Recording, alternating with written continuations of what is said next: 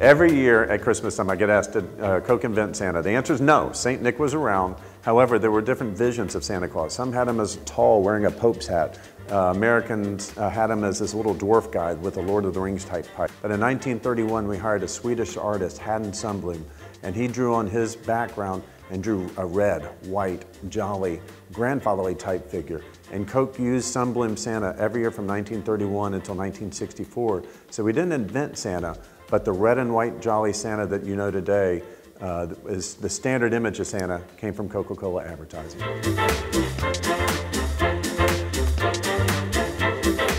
Who drank the first bottle of Coke? That's a fascinating question. I actually had to think about it a minute. It had to be John Pemberton, the guy that invented Coca-Cola, because he's testing it as he's inventing the drink. But we don't know the person that got the first serving of ice-cold Coca-Cola at Jacob's Pharmacy in 1886. But he had a good Coke, I'm sure.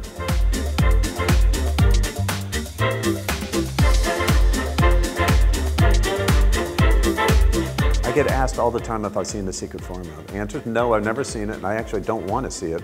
And I'm also asked how many people know the secret formula. The answer is a very small number, but I'm not sure precisely how many, and they can't fly on the same plane. That's really about all I know about the secret formula, except it's in a bank vault in Atlanta, Georgia at the World of Coca-Cola.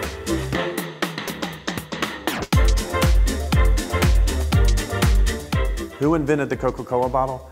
It was actually a committee from the Root Glass Company. In 1915, the company sent out a creative brief saying, we want a bottle so distinct you can recognize it by feeling the dark or lying broken on the ground. Earl Dean was the draftsman, but the patent itself was done under the name of Alexander Samuelson.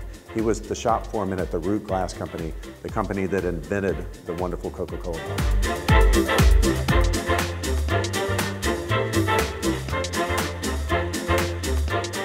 Was Coca-Cola a medicine? No, it was invented in 1886 and was first served at a pharmacy. And the fact it was a pharmacy is what makes people think it was a medicine.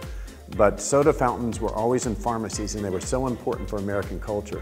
In Europe, you drink your mineral water and your tea and your coffee. In America, we loved carbonated water, and we flavored it with things like vanilla, sarsaparilla, root beer, lemon, lime. Coca-Cola was just one more flavoring for the carbonated water that Americans loved so much. How is it the same around the world? Well, it hasn't been changed since 1886, and we make it the same way everywhere in the world. So the Coke that you get today is just as delicious as the one from 1886.